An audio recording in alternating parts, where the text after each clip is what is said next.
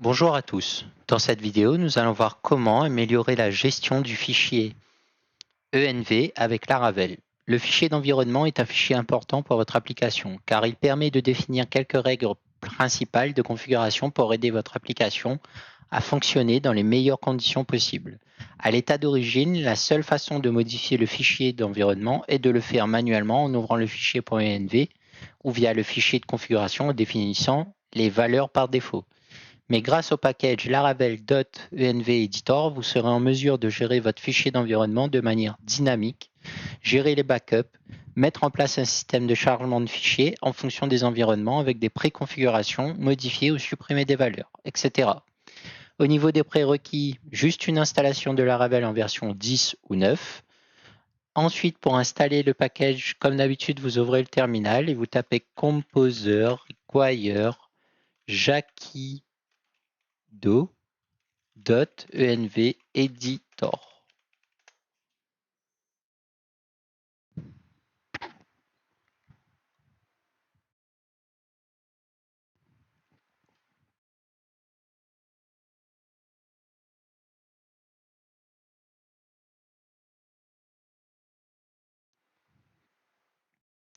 Voilà.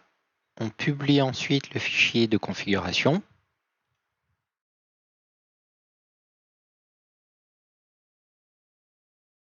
N'hésitez pas à mettre la vidéo sur pause.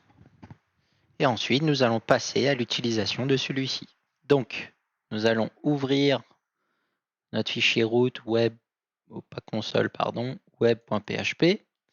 À l'intérieur, nous allons utiliser la première commande, .env editor, get keys. Nous allons faire un dub de keys.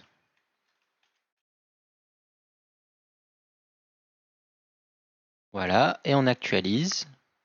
Donc là, on retrouve toutes les valeurs qui se trouvent dans notre fichier .env ici, tout simplement. Donc c'est un moyen pour récupérer toutes les clés de votre fichier .env. On continue. On peut aussi décider de choisir plusieurs clés sans tout afficher. Donc pour cela, on fait .keys et on lui passe un tableau. Et on fait app URL et app env. On actualise. Et là, on n'a que deux éléments, tout simplement.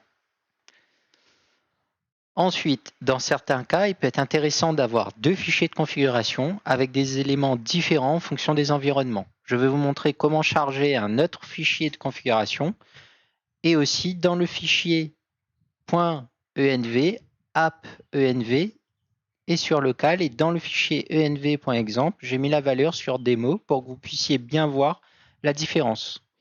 Donc là, je vais modifier. Donc là, c'est local. Et sur le env.exemple, je mets démo.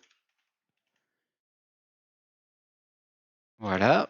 Donc là, je fais editor égale .env editor load base path .env.example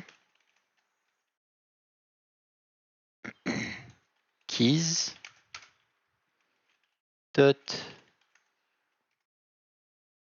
get keys app underscore URL app env et dump keys. Ok, pardon, hop.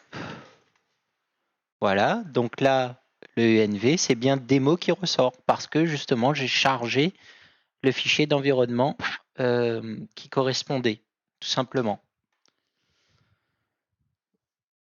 Maintenant, nous allons vérifier si une clé existe et obtenir la valeur d'une clé. Donc,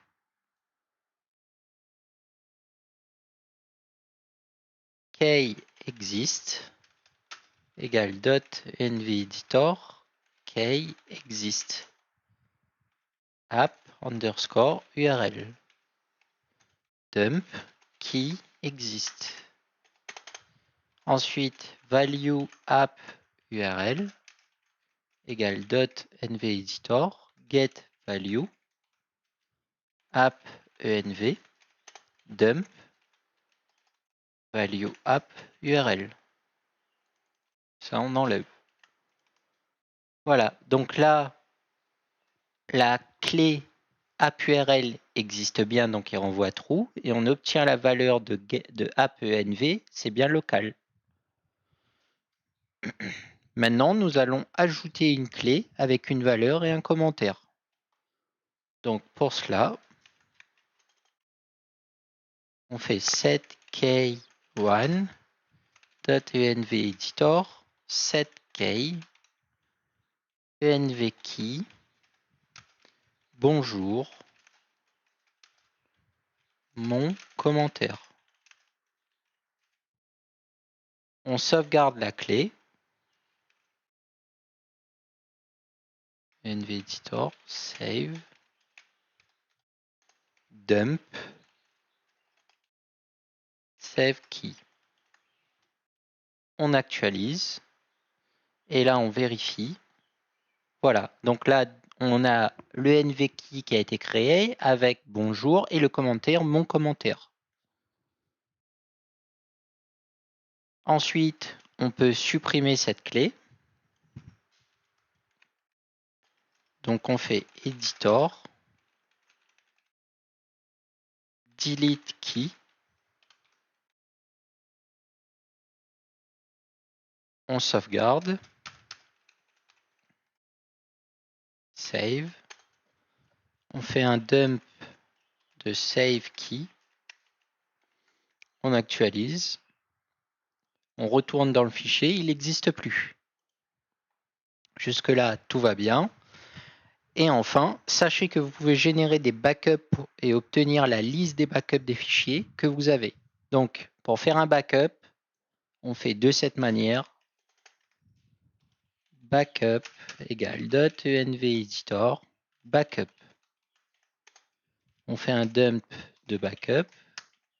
Et ensuite, on fait un backups.envEditor get backups. Et on fait un dump de backups. Hop. Et on actualise. Voilà. Donc là maintenant, on va dans storage.envEditor. Oups. Et là, on a 3 fichiers de backup qui enregistrent bien tous les cas des actions, des choses qu'on a faites et qui a été sauvegardé avant action ou après action, tout simplement. Donc, évidemment, il y a toujours un fichier de configuration .envEditor. Là, vous pouvez désactiver l'auto-backup. Vous pouvez choisir où est-ce que les backups sont enregistrés. Et voilà, toujours créer un dossier de backup si besoin.